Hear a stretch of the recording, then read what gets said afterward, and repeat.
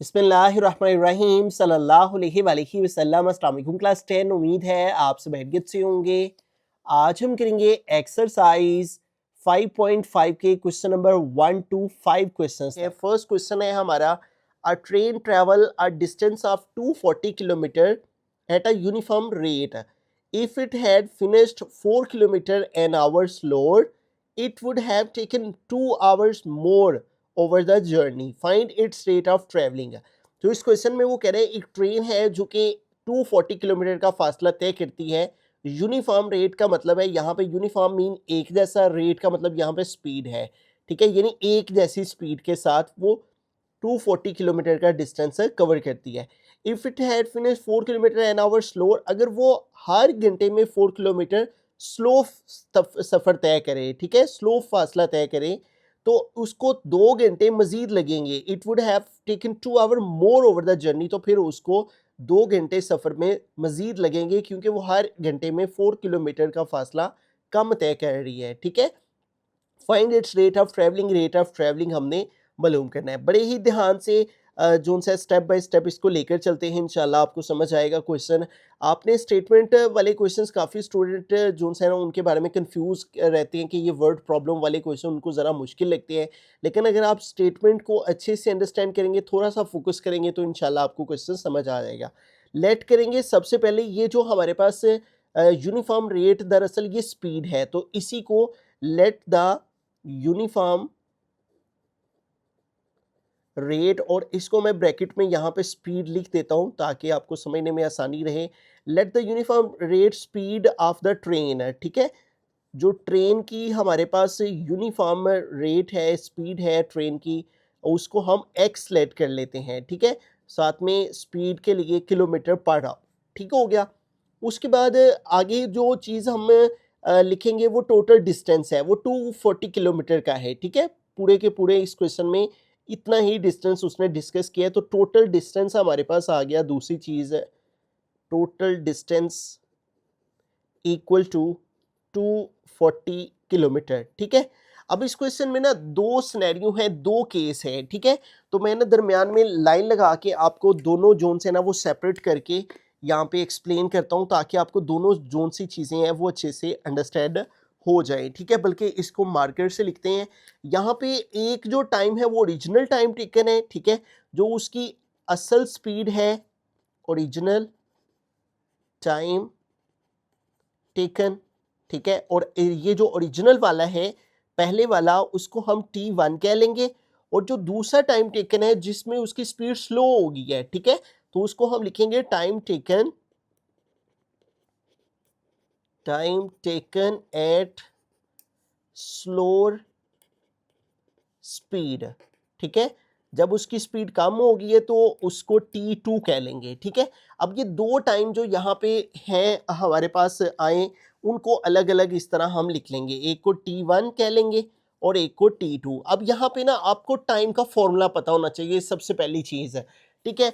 अगर आप फिजिक्स की बुक पेज 34 पे आएँ तो यहाँ पे देखें हमारे पास एवरेज स्पीड का फॉर्मूला लिखा हुआ, वो क्या होता है, total distance over total time taken, ठीक है, यानी वी एवरेज स्पीड को रिप्रेजेंट कर रही है is equal to s over t, ठीक है। ये एवरेज ना भी लगाएं फिर भी ऐसे ही लिख लें, s is equal to v is equal to s over t. अगर यहाँ से टी का फॉर्मूला निकालना चाहें तो हम कैसे निकालेंगे, इसकी क्रॉस मल्टीप्लिकेशन करेंगे, एस वन ज़ार ऐसा आ जाएगा और वी को टी से मल्टीप्लाई करेंगे तो वी टी हो जाएगा। अब देखिए इधर से हमें टी चाहिए ना, टी इधर ही रहेगा, वी इधर मल्टीप्लाई हो रहा है, इधर आके एस के साथ डिवाइड हो जाएगा, तो यूं हमारे पास टी का फॉर्मूला क्या बना, एस ओवर वी। टी किसके इक्वल आ गया, एस ओवर वी। ये जो एस है ये दरअसल किसको रिप्रेजेंट कर रहा है, डिस्टेंस को, और ये जो हमारे पास वी है ये किसको रिप्रेजेंट कर रहा है, स्पीड को। अगर मैं इसको आसान लफ्जों में लिखना चाहूँ तो ऊपर मैं लिख लेता हूँ इसको डिस्टेंस और नीचे वी को लिख लेंगे स्पीड। तो ये टाइम का फॉर्मूला आपको मालूम होना चाहिए, टाइम किसके इक्वल होता है, डिस्टेंस ओवर स्पीड के। अब ओरिजिनल टाइम टेकन के हिसाब से देखें हमारा जो टोटल डिस्टेंस है वो क्वेश्चन में 240 है, तो ये आ गया 240, और जो ओरिजिनल स्पीड है हमारी यूनिफॉर्म रेट, जिस रेट के हिसाब से वो ट्रेन ट्रेवल कर रही है, यूनिफॉर्म रेट, उसको हमने एक्स लेट किया है स्पीड को, तो ये आ गया एक्स। अब ये तो ओरिजिनल टाइम टेकन आ गया कि इतना डिस्टेंस है, इतनी स्पीड है, ठीक है, 240 डिस्टेंस को रिप्रेजेंट कर रहे हैं और ये जो x है ये स्पीड को रिप्रेजेंट कर रहा है जो कि हमने यहाँ पे लेट भी की है, ठीक हो गया। और ये हमारा ओरिजिनल टाइम टेकन आ गया। अब दूसरी तरफ आते हैं टाइम तब वाला जबकि स्पीड स्लो हो गई है, ठीक है। अब इस बात पे आपने थोड़ा सा गौर करना है। देखें यहाँ भी फॉर्मूला टाइम का यही रहेगा, डिस्टेंस ओवर स्पीड। डिस्टेंस तो उतना ही है, 240 ही है, तो ऊपर आ गया 240। लेकिन यहाँ स्पीड जो ना स्लो हो गई है। कितनी स्लो हुई है? 4 किलोमीटर कम हो गई है, ठीक है। हर आवर के हिसाब से वो कह रहा है it had finish 4 kilometre an hour slower. पहले कितनी थी? x, तो अब 4 किलोमीटर कम हो गया ना, तो हम इसमें से 4 जोन सा है वो माइनस कर देंगे, ठीक है। तो इस लिहाज से हमारी जो स्पीड है वो क्या हो जाएगी? x minus 4। ये दो सिनेरियो यहाँ पे हमारे पास बनेंगे, एक ओरिजिनल टाइम टेकन का, ठीक है, और एक टाइम बनेगा जो कि स्पीड के स्लो होने के बाद है। तो तब आपने जस्ट क्या करना है, यही 240 ओवर x लिख के 4 माइनस कर देना है, क्योंकि 4 किलोमीटर हर आवर में स्पीड जो सी है वो स्लो हो गई है इस वजह से, ठीक हो गया। अब जब ये दो टाइम हमारे पास आ गए हैं तो हम यहाँ पे लिखेंगे according to the given condition, ठीक है। गिवन कंडीशन के मुताबिक वो कह रहे हैं कि इसको ट्रेन को 2 आवर जोन से हैं वो मजीद लगेंगे, ज़्यादा लगेंगे ओवर द जर्नी, सफ़र को मुकम्मल करने के लिए। तो इसका मतलब हम T2 में से T1 को माइनस करेंगे तो वो किसके इक्वल आएगा? 2 के, यानी कि दोनों के टाइम का डिफरेंस 2 के इक्वल होगा, क्योंकि 2 आवर मजीद जोन से हैं वो उसको लगेंगे। अब ये फॉर्मूला, अब यहाँ पे T2 को पहले हमने क्यों लिखा है? क्योंकि देखें जब हमारे पास ये वाली जोन सी है ना स्पीड, वो स्लो होगी ना, तो स्लो स्पीड में टाइम ज़्यादा लगेगा, ठीक है। यानी स्पीड कम करने से आप ट्रेन का जो स्पीड कम हो जाएगी, तो जो टाइम है वो ज़्यादा लगेगा, इसलिए ज़्यादा टाइम में से कम टाइम को हमने माइनस करना है, ठीक है। तो T2 पहले आएगा, T1 माइनस, और दरम्यान में डिफरेंस, ठीक है, दोनों टाइम में डिफरेंस, और इक्वल टू 2 मैंने बता दिया, क्योंकि 2 आवर उसको मजीद लगेंगे, और इस वजह से दोनों हमारे पास कंडीशंस में 2 आवर का डिफरेंस है, ठीक हो गया। अब T2 की वैल्यू क्या है हमारे पास? 240, तो यहाँ पे लगाया है 240 ओवर x माइनस 4, ये यहाँ पे आ गई, ये दरमियान में माइनस आ गया। फिर T1 कितना है? 240 ओवर x, तो यहाँ पे आ गया 240 over x is equal to आ गया 2, ठीक है। अब बड़ा आसान है, आगे सिंपल तरीके से जैसे प्रीवियस एक्सरसाइजेज में हमने समझा है, फ्रैक्शन में वैल्यू है, एलसीएम ले लेंगे, x और x माइनस 4 का एलसीएम लिया, x इंटू एक्स माइनस 4 आ गया। एलसीएम को नीचे वाले वैल्यू से डिवाइड करते हैं, जो आंसर आए ऊपर वाले से मल्टीप्लाई करते हैं। जब इसको इस पे डिवाइड करेंगे, x into x minus 4, LCM को डिवाइड करेंगे इस x माइनस 4 पे, x माइनस 4 से कट हो जाएगा, बाकी रह गया x। वो जो x है वो 240 से मल्टीप्लाई हो जाएगा, तो 240x आ जाएगा। फिर ये माइनस आ गया, अब एलसीएम को इस x पे डिवाइड किया, x into x minus 4, LCM divide किया इस डिनोमिनेटर x पे, तो x से कट हो गया, बाकी क्या रह गया? x minus 4। वो किससे मल्टीप्लाई करेगा? ऊपर वाले 240 से, ठीक है, ऐसे, ठीक है। एलसीएम का आपने प्रॉपर वे याद रखना है, हमेशा नीचे वाले से डिवाइड और जो आंसर आए ऊपर वाले से मल्टीप्लाई, इज इक्वल टू 2 वैसे का वैसे। अब इसको सोल्व करते हैं, 240x वैसे का वैसे ही आ गया, और ये माइनस आ गया। अब 240 को x से मल्टीप्लाई किया तो 240x ही हो गया, और फिर ये माइनस इस माइनस से मल्टीप्लाई हुआ तो प्लस, और अब 240 को 4 से मल्टीप्लाई करेंगे, 240 मल्टीप्लाई 4, तो इसको मल्टीप्लाई किया आ गया 960, ठीक है। तो ये हमारे पास ऊपर सोल्व करने से आ गया, नीचे भी मल्टीप्लिकेशन कर लेते हैं, x को x से मल्टीप्लाई किया x स्क्वायर, माइनस x को 4 से मल्टीप्लाई किया 4x इज इक्वल टू आ गया 2, ठीक है। अब देखेंगे प्लस 240x है, ये माइनस 240x है, ये दोनों कट हो जाएंगे, बाकी क्या रह गया? ऊपर 960 डिवाइड में क्या रह गया? x स्क्वायर माइनस 4x, और इज इक्वल टू क्या आ गया? 2, ठीक है। अब इसकी क्रॉस मल्टीप्लिकेशन कर लेते हैं, इस वैल्यू को 2 से मल्टीप्लाई, इसको 1 से मल्टीप्लाई, ठीक है। नेक्स्ट पेज पे कर लेते हैं इसको। अब देखें, जब एक्स स्क्वायर माइनस 4x को 2 से मल्टीप्लाई करेंगे, तो 2 को x स्क्वायर से मल्टीप्लाई किया 2x स्क्वायर, फिर माइनस 2 को 4x से मल्टीप्लाई किया 2 4 जार 8x इज इक्वल 960 को 1 से मल्टीप्लाई करेंगे, 960 1 जार 960। अब 960 उधर प्लस हो रहा है, इधर आके माइनस हो गया, 2x square minus 8x plus 960 इधर आके माइनस 960 इज इक्वल टू 0। अब देखेंगे तीनों टर्म्स 2 पे डिवाइड होती हैं, तो 2 सब में से कॉमन ले लेंगे, इधर से 2 कॉमन लिया, x स्क्वायर रह गया, 8 से 2 कॉमन ले, बाकी 4 रह जाएंगे, माइनस 960 से 2 कॉमन लेंगे तो 960 के पास का बाकी कितने रह गए, इस पर डिवाइड करके चेक कर लें कितने बाकी रह जाएंगे, 480, ठीक है, इज इक्वल टू 0, जिससे जो भी कॉमन लें उसको उस पर डिवाइड करें तो पता चल जाता है बाकी कितने रहेंगे। ये 2 इधर मल्टीप्लाई हो रहा है, उधर आके डिवाइड हो जाएगा, तो 0 पे डिवाइड होगा तो 0 ही हो जाएगा, ठीक है, इसलिए ये खत्म हो जाएगा, 2 इज इक्वल टू 0। अब ये आपके पास एक क्वाड्रेटिक इक्वेशन आ गई है, इसके ऊपर आप फैक्टराइजेशन कर लें, कंप्लीटिंग स्केयर लगा लें, क्वाड्रेटिक फार्मूला लगा लें, कुछ भी कर लें, ठीक है। हम जोन सा है वो इसके ऊपर फैक्टराइजेशन कर लेते हैं, आसान भी है, सिंपल भी है। अगर आपको फैक्टराइजेशन मुश्किल लगती है तो क्वाड्रेटिक फार्मूला लगा लें। चलें इसको क्वाड्रेटिक फार्मूला से करवा देता हूँ, ठीक है। काफ़ी बच्चों को फैक्टराइजेशन में पेयर्स बनाने में प्रॉब्लम होती है। क्वाड्रेटिक फार्मूला लगा लेते हैं। एक्स स्क्वायर का कोफिशिएंट 1 आ गया, ए आ गई वैल्यू, एक्स का कोफिशिएंट बी वो आ गया -4, और कांस्टेंट टर्म सी वो आ गई -480, ठीक है। अब क्वाड्रेटिक फार्मूला क्या होता है, x is equal to -b plus minus square root b square -4ac over 2a, ठीक है। अब वैल्यूज पुट करते हैं, ये माइनस फार्मूला का आ गया, b की वैल्यू माइनस में इसलिए ब्रैकेट में लिखेंगे क्योंकि बाहर भी माइनस है, प्लस माइनस आ गया, स्क्वायर रूट आ गया, फिर b है, b की वैल्यू आ गई -4, b के ऊपर स्क्वायर है, स्क्वायर लगा दिया, फिर ये -4 लिखा, फिर है a एंड c, ठीक है। तो a की वैल्यू पहले लिखेंगे, और a की वैल्यू हमारे पास क्या है क्वेश्चन में 1, तो यहाँ पे लिखा 1, और c की वैल्यू हमारे पास क्या है -480, तो ये आ गया -480, और डिवाइड में 2a है, 2 लगाया, a की वैल्यू क्या है 1, तो यहाँ पे आ गया 1, x is equal to minus minus plus 4 हो जाएगा, ये आ गया प्लस माइनस, इधर माइनस का स्केयर लिया, प्लस 4 का स्केयर लिया, 4 4 जार 16 है, ये माइनस माइनस से मल्टीप्लाई हुआ प्लस, और 4 1 जार 4, और उस 4 को मल्टीप्लाई करेंगे 480 से, तो ये आ जाएगा 1920, और डिवाइड में हमारे पास 2 1 जार आ गया 2। अब इन दोनों वैल्यूज़ को हमने ऐड कर लेना है, ठीक है। 4 प्लस माइनस इन दोनों को ऐड किया, हमारे पास 1920 प्लस 1920 प्लस 16, तो ये आ गया 1936 है, ठीक है, और डिवाइड में हमारे पास आ गया 2। अब इसका हम जोन सा है वो स्क्वायर रूट लेंगे 1936 का, ठीक है, स्क्वायर रूट ऑफ 1936, तो ये हमारे पास आ गया 44 है, ठीक है, इसका स्क्वायर रूट लिया आ गया 44, ओवर आ गया हमारे पास 2, ठीक है। अब इसको एक दफ़ा प्लस के साथ लिखेंगे, एक दफ़ा माइनस के साथ, ठीक है, दरमियान में लाइन लगा लेते हैं, इधर लिखेंगे x is equal to 4 plus 44 over 2, ठीक है, और एक दफ़ा लिखेंगे x is equal to 4 minus 44 over 2। अब देखिए इन दोनों को ऐड किया, 4 और 44 48 हो जाएंगे, ठीक है, 44 प्लस 4, तो ये 48 हो गए, ओवर आ गया 2। अब 48 को 2 पे डिवाइड कर देंगे तो ये आ जाएगा 24, ठीक है।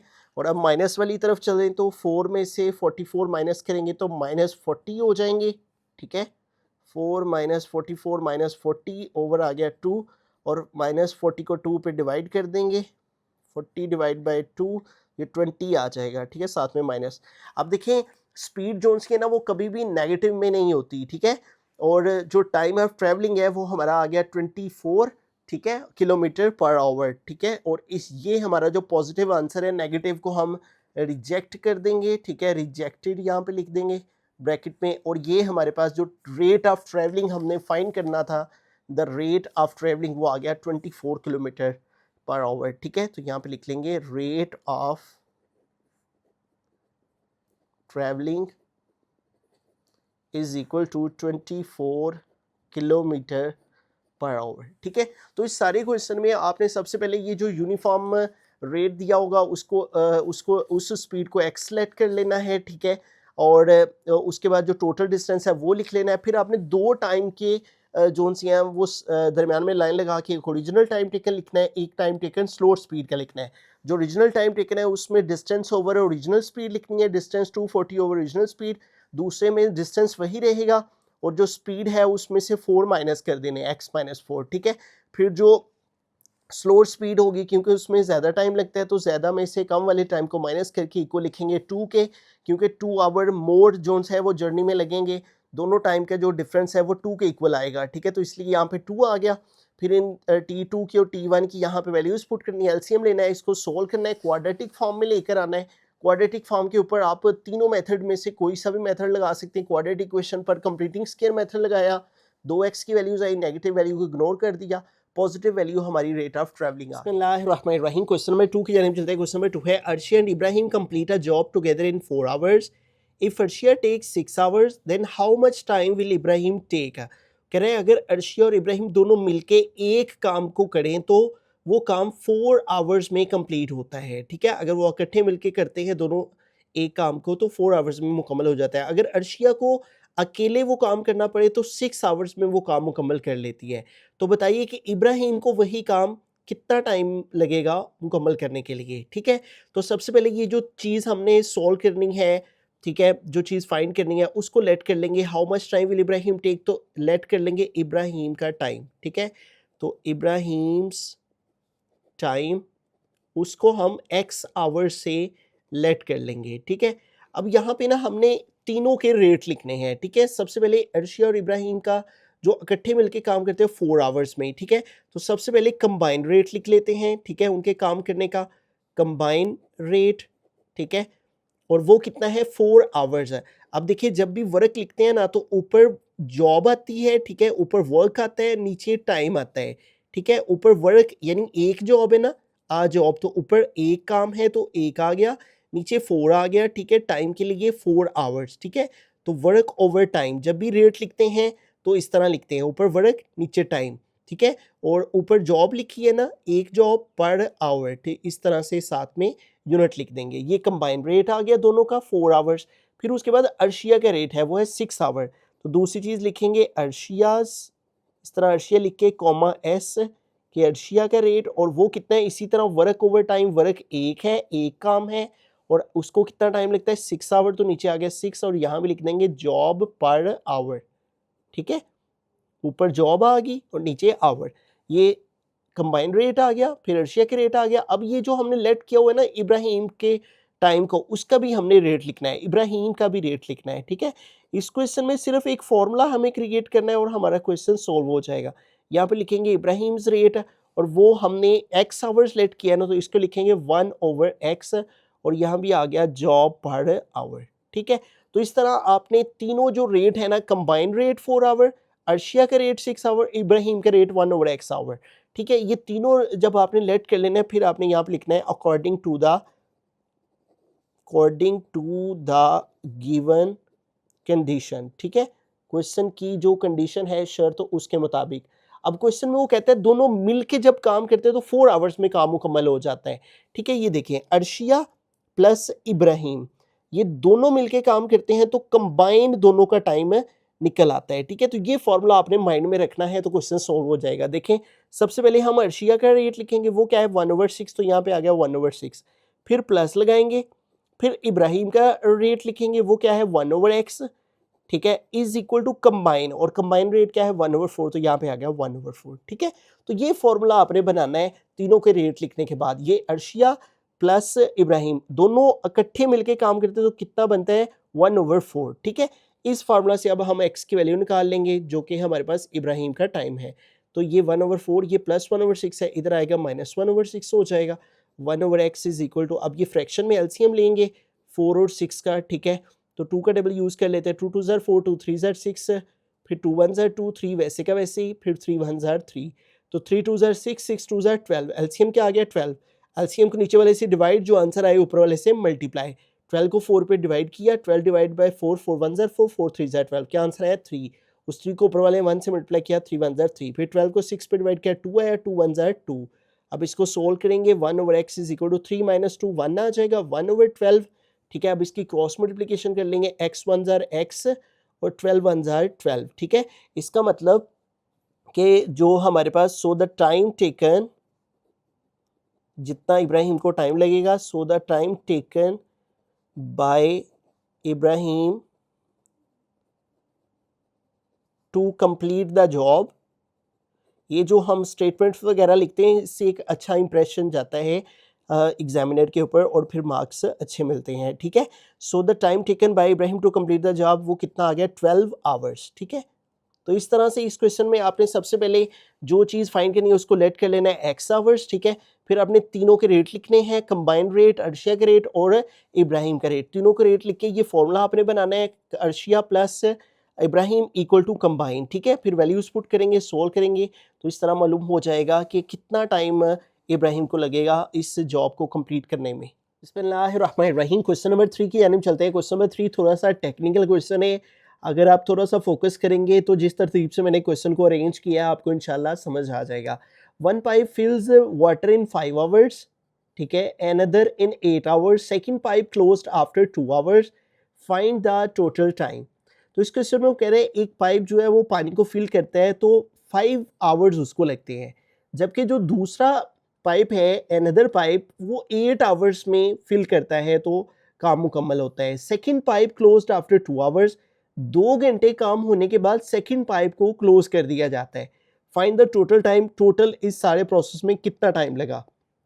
यहाँ पे थोड़ा सा समझाने के लिए मैंने ये एक डायग्राम बनाई है कि ये हमारा फर्स्ट पाइप है, ठीक है, और इसमें से ये पानी आ रहा है और ये समझ ले कि एक टैंक है, ठीक है। अंडरस्टैंड करने के लिए, ये वैसे डायग्राम क्वेश्चन का पार्ट नहीं है, सिर्फ समझाने के लिए कह रहा है। ये फर्स्ट पाइप से भी पानी आ रहा है, सेकंड पाइप से भी पानी आ रहा है, ठीक है, और ये दोनों जोन्स है ना वो 2 आवर्स लगा रहे हैं इसको फिल करने में, ठीक है। पहले तो हम ये 2 आवर्स की बात करेंगे ना कि पहले 2 घंटे जो इन दोनों पाइप्स ने मिलकर काम किया वो कितना काम किया है, ठीक है। तो सबसे पहले हम रेट लिखेंगे, ठीक है, फर्स्ट पाइप का। तो यहाँ पे लिखेंगे रेट ऑफ फर्स्ट पाइप, ठीक है। फर्स्ट पाइप का जो रेट है वो क्या है, हमने पढ़ रखा है रेट जब भी लिखते हैं वर्क ओवर टाइम लिखते हैं। तो वर्क क्या है, एक ही काम है फिलिंग का, ठीक है, 1 आ गया। ओवर कितना टाइम लगता है, 5/1/5, ये रेट आ गया फर्स्ट पाइप का। अब सेकंड पाइप का रेट लिखेंगे, रेट ऑफ सेकंड पाइप, ठीक है, और सेकंड पाइप का भी उसी तरह से एक ही काम है फिलिंग का, ठीक है, वो यानी टैंक को फिल करना है और कितना टाइम लगता है 8 आवर्स, तो ये आ गया 1/8, ठीक है। अब वो कह रहा है कि 2 आवर्स के बाद, ठीक है, इसका मतलब 2 आवर तक ये दोनों पाइप काम कर रहे हैं, ठीक है। तो 2 आवर्स तक इन्होंने जितना काम किया उसके लिए हम लिखेंगे work done by both pipes in first 2 hours, ठीक है, कि इन दोनों पाइप्स ने जिनका रेट ये है उन्होंने दोनों पाइप्स ने 2 घंटे में कितना काम किया। उसके लिए क्या करेंगे, इन दोनों को प्लस करके 2 पे मल्टीप्लाई कर देंगे 2 के साथ, ठीक है, दोनों को ऐड करेंगे, ठीक है, और 2 से मल्टीप्लाई कर देंगे। 2 से मल्टीप्लाई के 2 आवर के साथ जो है 2 आवर्स ये काम कर रहे हैं और दोनों को ऐड करेंगे ताकि कंबाइन इन दोनों का पता चल जाए कि दोनों ने इकट्ठा कितना काम किया है। तो 2 मल्टीप्लाई इन दोनों का एलसीएम लिखा, पहले इनको ऐड करेंगे, 40 आया, 40 को 5 पे डिवाइड करेंगे, ठीक है, एलसीएम को नीचे वाले से डिवाइड, जो आंसर आए ऊपर वाले से मल्टीप्लाई। डिवाइड किया तो आंसर आ जाएगा 8, 8 1 ज़ार 8, प्लस 40 को 8 पे डिवाइड किया 5, 5 को ऊपर वाले 1 से मल्टीप्लाई किया 5, ठीक है। तो 2 8 में 5 ऐड करेंगे 13 हो जाएंगे, 13/40 आ गया। अब इसकी कटिंग करवा लेते हैं, 2 1 ज़ार 2, 2 20 ज़ार 40 हो जाएगा। ऊपर आ गया 13 1 ज़ार 13 और नीचे आ गया 20, ठीक है। अब ये जो 13/20 आया ये क्या है, work done by both pipe in first 2 hour. 2 घंटे जो पहले वाले थे उन दोनों पाइप्स ने जो काम किया वो कितना किया, 13/20, ठीक है, इतना काम पहले 2 घंटे में हो गया।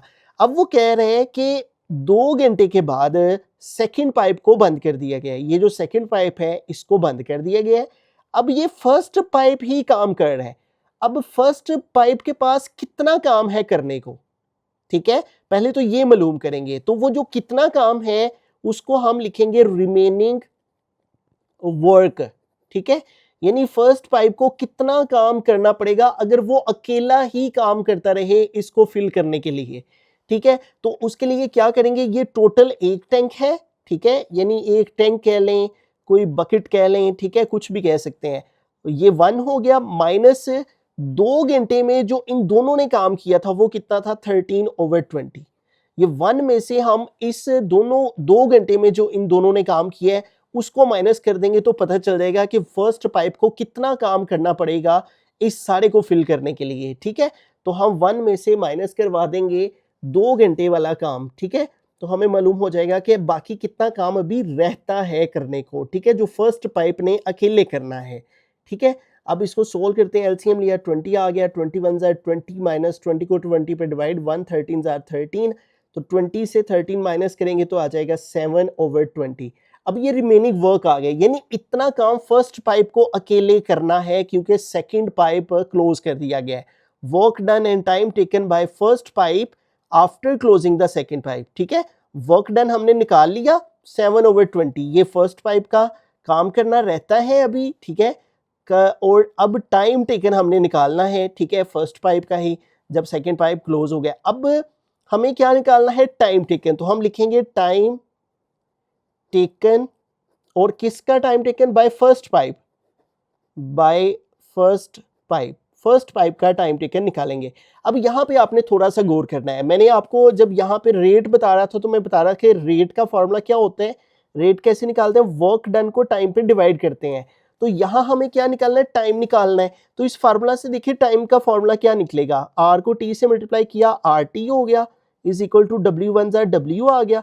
अब इधर से टी निकालना है, तो टी निकालने के लिए ये डब्ल्यू और रेट इधर मल्टीप्लाई हो रहा है, इधर आके डिवाइड हो गया, यानी टाइम किसके इक्वल आ गया, वर्क डन ओवर रेट। ठीक है, वर्क डन कितना आया है 7/20, ये ऊपर लिखेंगे, ये वर्क डन है जो रिमेनिंग रहता है, और इसको डिवाइड कर देंगे किस पे, रेट पे। और रेट किसका लेना है, फर्स्ट पाइप का। ठीक है, क्योंकि फर्स्ट पाइप ही अब चल रहा है और उसका रेट क्या है 1/5, तो इसके ऊपर इसको डिवाइड कर देंगे। ठीक है, क्योंकि हमें टाइम टेकन निकालना है, कितना टाइम लगेगा फर्स्ट पाइप अगर चलता रहे, ठीक है, काम करने के लिए। तो 7/20, ये जो डिवाइड है इसको इस फॉर्म में लिख लेंगे, 1/5 आ गया। अब इसको डिवाइड को मल्टीप्लाई में चेंज कर लेंगे, 5 ऊपर चला गया, 1 नीचे आ गया। अब इसकी कटिंग कर लेते हैं, 5 1 जार 5, 5 4 जार 20, तो ऊपर आ गया 7 1 जार 7, नीचे 4 1 जार 4। 7/4 आवर्स फर्स्ट पाइप काम करता रहे तो फिर जाके ये काम मुकम्मल होगा अगर सेकंड पाइप को क्लोज कर दिया जाए। ठीक है, तो अब ये वाला जो हमारे पास टाइम था पहले 2 घंटे वाला, ठीक है, जो कि दोनों पाइप ने इकट्ठे मिलके किया है, और ये हमारे पास टाइम आ गया फर्स्ट पाइप का जबकि सेकंड पाइप को क्लोज कर दिया हुआ है। ठीक है, तो इन दोनों टाइम्स को, फर्स्ट वाले 2 आवर्स को, ठीक है, और ये वाले जो आवर्स आए हैं इनको अगर हम ऐड कर देंगे तो हमारे पास टोटल टाइम आ जाएगा। अब यहाँ पे आपने थोड़ा सा गौर करना है, ये जो 7/4 आवर्स आए हैं ना, इसको हम थोड़ा सा सिंप्लीफाई करके लिखेंगे। ठीक है, अब ये 7/4 है ना, तो इसको फ्रैक्शन में इस तरह डिवाइड कर लेंगे, 4 1 जार 4, 7 से 4 माइनस किया 3 आ गया, तो ये 1 होल आ गया, और ये 3 ऊपर और 4 नीचे, इतने आवर्स है। अब ये जो 1 है, 1 आवर सेपरेट कर लेंगे, और ये जो 3/4 आवर्स है ना, 3/4 आवर्स है, इसके रफ वर्क में ना मिनट्स निकाल लेंगे। ठीक है, 3/4 और इसके मिनट्स निकालने के लिए 60 से मल्टीप्लाई करेंगे, 4 1 जार 4, 4 15 जार 60 होता है, और 15 3 जार 45 मिनट आ जाएंगे, यानी 3/4 आवर्स में कितने मिनट हैं, 45 मिनट। ठीक है, अब टोटल टाइम निकालेंगे, यहाँ पे लिखेंगे टोटल टाइम। ठीक है, तो टोटल टाइम के लिए पहले 2 घंटे जो दोनों पाइप ने काम किया वो प्लस कर देंगे, जब ये सेकंड पाइप क्लोज हो गया और फर्स्ट पाइप ही काम कर रहा है और फर्स्ट पाइप को कितना टाइम लगा है वो वाले घंटे इसमें प्लस कर लेंगे, 1 आवर, ठीक है, और 45 मिनट। तो इन दोनों को प्लस किया तो 2 में 1 आवर प्लस किया, 2 आवर प्लस 1 आवर 3 आवर हो गए, और साथ में ये वाले मिनट लिख देंगे जो कि हैं 45 मिनट। ठीक है, तो इस तरह ये क्वेश्चन हमारा कंप्लीट हुआ। मैं एक दफ़ा रिव्यू कर देता हूँ। देखें, फर्स्ट 2 आवर्स के बाद दोनों पाइप में से एक पाइप को बंद किया गया है, इसका मतलब 2 घंटे दोनों पाइप काम करते रहे हैं। अब वो 2 घंटे इन दोनों ने कितना काम किया, हम लिखेंगे work done by both pipe in 2 hours. दोनों के रेट को प्लस करके 2 से मल्टीप्लाई करेंगे तो ये दोनों पाइप्स का वर्क डन निकल आएगा। अब दोनों पाइप्स का वर्क डन निकल आया है ना, अब सेकंड पाइप क्लोज हो गया, अब फर्स्ट पाइप ने ही काम करना है। अब फर्स्ट पाइप को कितना काम करना पड़ेगा, तो उसके लिए 1 में से ये दोनों 2 घंटे में जो काम हुआ है उसको माइनस करेंगे तो पता चल जाएगा कितना काम इसको करना पड़ेगा। तो 7/20 जून्स है वो काम रहता है, यानी इतना फिलिंग रहती है अभी करने को। ठीक है, तो इतनी फिलिंग कितने टाइम में होगी, टाइम का फॉर्मूला लगाया, ठीक है, time taken by first pipe, ठीक है, टाइम ऊपर वर्क डन कितना रहता है काम रिमेनिंग, ऊपर रिमेनिंग वर्क, नीचे फर्स्ट पाइप का ही रेट, ठीक है, वो लगाया, उसको डिवाइड किया तो पता चल गया कि फर्स्ट पाइप इतनी देर काम करता रहे 1 आवर एंड 45 मिनट, तो तब जोन सा है ना वो काम मुकम्मल होगा। ठीक है, वर्क डन होगा। तो फिर टोटल टाइम के लिए पहले वाले 2 घंटे जो दोनों पाइप ने मिलके काम किया है, फिर प्लस जो पहले वाले जो फर्स्ट वाले पाइप का जो टोटल टाइम है जब वो अकेला काम करेगा तो उसके टाइम को दोनों को ऐड किया, तो ये टोटल टाइम हमारे पास आंसर है। बिस्मिल्लाहिर्रहमानिर्रहीम। क्वेश्चन नंबर 4 है, Huriya can complete a project in 12 hours by working alone if Abdul Hadi join her and they finish it together in 5 hours. How long would it take Abdul Hadi to do the project alone. ये question भी बिल्कुल question number 2 की ही तरह है, सिर्फ question number 4 में words को change किया गया है। ठीक है, तो सबसे पहला काम हम क्या करेंगे, वो कह रहा है हुरिया एक प्रोजेक्ट को 12 आवर्स में अकेले मुकम्मल करती है। अगर अब्दुल हादी ज्वाइन कर ले उसको, यानी वो दोनों इकट्ठे मिलके करें तो 5 आवर्स में हो जाता है। ठीक है, ये हुरिया का रेट दिया हुआ है, ये दोनों का कंबाइन रेट दिया हुआ है।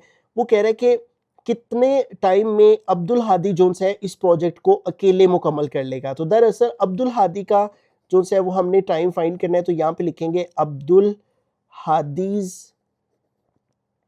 टाइम। ठीक है, तो यहाँ पे अब्दुल हादी का जो टाइम है, let Abdul Hadi's time is equal to x hours. ठीक है, उसको हम x आवर्स के साथ लेट कर लेंगे। अब 1 बाय 1 सबका सबसे पहले हुरिया का रेट लिखेंगे, तो यहाँ पे लिखेंगे हुरियाज रेट।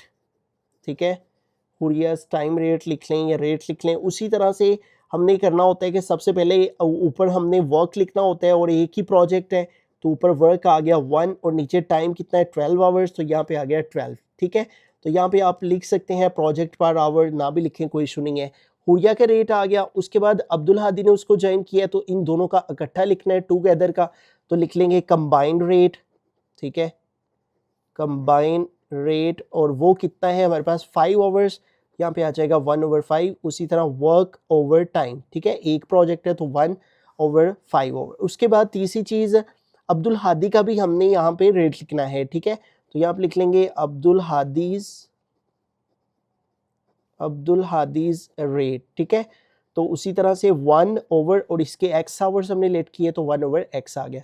अब हमने लिखना है अकॉर्डिंग टू द कंडीशन। ठीक है, according to the condition of question. ठीक है, जैसे उस वाले क्वेश्चन में हमने की थी दोनों इकट्ठे यानी हुरिया प्लस हादी। ठीक है, अब्दुल हादी ए लिख लेते हैं, दोनों मिलके काम करें तो कंबाइन वर्क बनेगा। ठीक है, तो पहले हुरिया है तो हुरिया का रेट लिखेंगे, वो क्या है 1/12, तो यहाँ पे आ गया 1/12 प्लस हादी अब्दुल हादी और उसका रेट 1/x, तो फिर आ गया 1/x is equal to combine rate कितना है 1/5, तो आ गया 1/5। तो ये फॉर्मूला आपने इस तरह से बना लेना है। ठीक है, दोनों को प्लस करें तो इक्वल टू कंबाइन आता है। ठीक है, Huriya plus Abdul Hadi equal to combine, तो हुरिया का rate plus Abdul Hadi is equal to combine. अब इसको सोल्व कर लेते हैं, x की वैल्यू फाइंड करनी है। 1/x इधर आ गया प्लस 1/12 इधर जाके माइनस हो जाएगा। ठीक है, और इन दोनों का एलसीएम लेंगे। ठीक है, तो 12 और 5 का एलसीएम 60 आ जाएगा। 60 को 5 पे डिवाइड करेंगे। ठीक है, तो 60 डिवाइडेड बाय 5, ये हमारे पास आ गया 12 को 1 से मल्टीप्लाई किया 12। 60 को अब 12 पे डिवाइड कर लेंगे। ठीक है, तो 5 आ जाएगा, 5 1 ज़र 5। अब 12 में से माइनस कर देंगे 5, तो ये हमारे पास हो जाएगा 7। ठीक है, तो यहाँ पे आ गया 7/60। ठीक है, अब हमें क्रॉस मल्टीप्लिकेशन करनी है। ठीक है, जोन से 60 को 1 से मल्टीप्लाई, x को 7 से किया 7x, और 60 1 ज़र 60 आ गया। ठीक है, बाकी का क्वेश्चन इधर कर लेते हैं। ठीक है, यहाँ पे लाइन लगा के इधर ही करवा देता हूँ ताकि एक ही पेज पे आपको सारी समझ आ जाए। तो अब 7 इधर मल्टीप्लाई हो रहा है, इधर आके 7 जोन सा है वो डिवाइड हो जाएगा, ये हो जाएगा 60/7। ठीक है, 7 इधर मल्टीप्लाई हो रहा है, इधर आके डिवाइड हो गया। अब ये 60/7 ये फ्रैक्शन में आया है टाइम, तो हमने क्या करना है, इसको ना मिनट्स में और आवर्स में ले जाना है। उसके लिए 60 को डिवाइड करेंगे 7 पे। ठीक है, 7 8 जार करें तो 56 आता है। ठीक है, तो अब इधर से माइनस करेंगे, कैर लिया 10 10 - 6 4 आ गया, इधर 5 रह गया, 5 - 5 0। तो कैसे आंसर लिखेंगे, 8 होल 4 ऊपर और ये 7 नीचे। ठीक है, तो इतने आवर्स आ गए, 8 होल 4/7 आवर्स। तो अब इसको भी हमने मजीद जो है वो एक्सप्लेन करना है। ये जो 8 आवर हैं ये सेपरेट कर लेने हैं। ठीक है, जबकि ये जो 4/7 आवर आए हैं ना, इसके हमने मिनट बना लेने हैं। उसके लिए इसको 60 से मल्टीप्लाई कर लेंगे। ठीक है, 4 × 60, तो ये आ गया 240 ओवर आ गया 7। अब 240 को हम 7 पे डिवाइड कर देंगे तो ये ऑलमोस्ट 34.28 आ रहा है ना, तो ये हम अप्रॉक्सीमेटली 34 कह लेंगे इसको, ठीक है। यानी 4/7 कितने मिनट बनते हैं, 34 मिनट। तो इतना टाइम लगेगा अब्दुल हादी को अगर वो अकेले उस प्रोजेक्ट को कंप्लीट करता है 8 आवर 34 मिनट, ठीक है। तो इस क्वेश्चन में सबसे पहले आपने जो चीज़ फाइंड करनी है, अब्दुल हादी का जो सा टाइम है उसको लेट कर लेंगे, Abdul Hadi time x hours. फिर आपने सबसे पहले हुरिया का जो सा है वो रेट लिखना है वो, ठीक है। और उसके बाद कंबाइंड रेट लिखना है दोनों का, उसके बाद हादी का लिखना है। तीनों के रेट लिखने के बाद ये फॉर्मूला ज़हन में रखना है, दोनों को प्लस करके इक्वल टू कंबाइन, फिर इधर से x की वैल्यू निकालनी है। फिर उसके बाद जो फ्रैक्शन में आंसर आएगा उसको आपने इस तरह मिक्स्ड फ्रैक्शन में ले जाना है, उससे आपको आवर्स मिल जाएंगे। फिर जो 4/7 आवर्स आएंगे उनके मिनट में बनाने के लिए उसको 60 से मल्टीप्लाई कर लेना है, तो मालूम हो जाएगा कि अब्दुल हादी को कितना टाइम लगेगा उस प्रोजेक्ट को अकेले मुकम्मल करने में। बिस्मिल्लाहिर्रहमानिर्रहीम। क्वेश्चन नंबर 5 है, 2 cars start from opposite towns and head towards each other. The distance between them is 240 km. One travels at x km per hour and the other at x plus 10 km per hour. They meet after 2 hours. Find the speed of each car. तो वो कह रहे हैं दो cars हैं, ठीक है, और दोनों एक दूसरे की तरफ इस तरह से सफ़र कर रही हैं, ठीक है। स्टार्ट्स फ्रॉम अपोजिट टाउन, अलग अलग टाउन से जोन से है, ये टाउन ए कह लें, ये टाउन बी कह लें, और अलग अलग टाउन से ये मूव करते हुए एक दूसरे की तरफ हेड टुवर्ड्स ईच है। द डिस्टेंस बिटवीन देम, दोनों के दरमियान जो टोटल डिस्टेंस है वो 240 किलोमीटर का है, ठीक है। और वन ट्रेवल, एक जो है वो x किलोमीटर पर आवर की स्पीड से जा रही है, और एंड द अदर, और जो दूसरी कार है वो x plus 10 kilometre per our की स्पीड से जा रही है, और दोनों एक दूसरे को 2 घंटे के बाद मिलती हैं, ठीक है। 2 घंटे लग जाते हैं दोनों को एक दूसरे की तरफ आते हुए। Find the speed of each car, दोनों कार्स की स्पीड क्या होगी, ठीक है। तो गिवन डाटा लिखते हैं। स्पीड ऑफ फर्स्ट कार की स्पीड क्या है, x किलोमीटर पर आवर, तो यहाँ पे लिख लेंगे x kilometre per our. Speed of second car की स्पीड x प्लस 10 है, तो यहाँ पे लिख लेंगे x plus 10 kilometre per hour, ठीक है। और उसके बाद टोटल डिस्टेंस 240 किलोमीटर है, तो टोटल डिस्टेंस आ गया 240 किलोमीटर। उसके बाद टोटल टाइम 2 आवर्स, ठीक है, तो टोटल टाइम आ गया 2 आवर्स, ठीक है। अब given according to given condition लिख लेंगे। अब यहाँ पे ना आपको एक सिंपल सा फॉर्मूला है जोन से वो आपने पढ़ रखा है कि डिस्टेंस जोन से है वो किसके इक्वल होता है। मैं अगेन आपको फिजिक्स की बुक पे बता देता हूँ, 34 पेज पे। अगर हम डिस्टेंस निकालना चाहें इधर से, तो स्पीड के नीचे कुछ नहीं है, 1 आ गया, डिस्टेंस 1 दैट्स डिस्टेंस, और स्पीड मल्टीप्लाई टाइम। डिस्टेंस किसके इक्वल आ जाता है, स्पीड मल्टीप्लाई टाइम के, ठीक है। तो इस फार्मूला के अकॉर्डिंग आगे हम सोल्व कर लेंगे। डिस्टेंस एक तरफ लिख लेंगे, इधर हम डिस्टेंस लिख लेते हैं, और वो कितना है 240। ये डिस्टेंस हमने पुट कर दिया। फिर स्पीड कितनी है हमारे पास, x और x प्लस 10, इन दोनों स्पीड को प्लस कर लेंगे, x प्लस 10, ठीक है। स्पीड मल्टीप्लाई करना है इसको टाइम से, ये मल्टीप्लाई टाइम आ गया, वो है 2 आवर, ठीक है। तो इस फार्मूला के अंदर हमने वैल्यूज पुट कर ली है। आर लिख के अगर मैं आपको इसको तरतीब से लिख के तो बताऊं, तो जिस अंदाज से हमने लिखा है, स्पीड मल्टीप्लाई टाइम एक तरफ आ गया और डिस्टेंस से एक तरफ आ गया, ठीक है। ये फॉर्मूला दरअसल हमने यहाँ पे अप्लाई किया है, ठीक है। ये देखिए स्पीड क्या क्या स्पीड थी, x और x प्लस 10, इन दोनों को प्लस कर दिया स्पीड को, मल्टीप्लाई, ये मल्टीप्लाई टाइम कितना है 2 आवर, ये 2 आ गया, इज इक्वल डिस्टेंस, तो डिस्टेंस कितना है 240। तो दरअसल ये फॉर्मूला आपको याद रखना है और क्वेश्चन सोल्व हो जाएगा। अब देखेंगे 2 इधर मल्टीप्लाई हो रहा है ना, इसको उधर ले जाएंगे, x plus 10 is equal to, इधर मल्टीप्लाई हो रहा है, इधर आके 2 डिवाइड हो गया, ठीक है। x में x प्लस किए 2x हो गया, प्लस 10 इज इक्वल टू 240 को 2 पे डिवाइड कर देंगे, 240 डिवाइडेड बाय 2, तो ये हमारे पास आ गया 120। अब ये प्लस 10 है, इसको उधर ले जाएंगे, ठीक है। हमें यहाँ से x की वैल्यू फाइंड करनी है, प्लस 10 इधर आके माइनस 10 हो गया, और 120 में इससे 10 माइनस करेंगे 110 आ जाएगा। ये 2 इधर मल्टीप्लाई हो रहा है, इधर आके 2 डिवाइड हो गया, ठीक है। अब 110 को 2 पे डिवाइड कर देंगे, ठीक है। तो यहाँ पे आ जाएगा 110 डिवाइड बाय 2, तो ये मेरे पास आ गया 55, ठीक है। अब देखें x स्पीड किसकी थी, फर्स्ट कार की, तो वो आ गई x किलोमीटर, तो x किलोमीटर किसकी इक्वल है 55 के। इसका मतलब जो speed of the first car है, स्पीड ऑफ फर्स्ट कार और वो x थी और वो किसके इक्वल आ गई है 55 और साथ में स्पीड का यूनिट किलोमीटर पर आवर। ठीक है, अब दूसरी की स्पीड लिखेंगे, स्पीड ऑफ सेकंड कार। ठीक है, और सेकंड कार की जो स्पीड है वो x प्लस 10 है, तो यहाँ पे लिखेंगे x प्लस 10 और यहाँ x की वैल्यू पुट करेंगे वो है 55 प्लस ये वाला 10 आ गया और 55 में 10 प्लस करेंगे तो कितने हो जाएंगे 65। ठीक है, किलोमीटर पर आवर। ठीक है, तो इस तरह से हमारे पास इस क्वेश्चन में जो गिवन डाटा था वो हमने लिखा। ठीक है, फिर आपने ये फॉर्मूला याद रखना है, distance is equal to speed multiply time. उसके हिसाब से ये वैल्यूज पुट की, सोल्व की। एक्स की वैल्यू जो आई वो आपके पास speed of the first car थी और speed of the second car, ये फॉर्मूला लिख के वैल्यू लिख के स्पीड की, इसके अंदर एक्स की वैल्यू प्लस कर देनी है। ठीक है, एक्स की वैल्यू लिख के उसमें 10 ऐड कर देंगे तो speed of the second car हमारे पास आ जाएगी।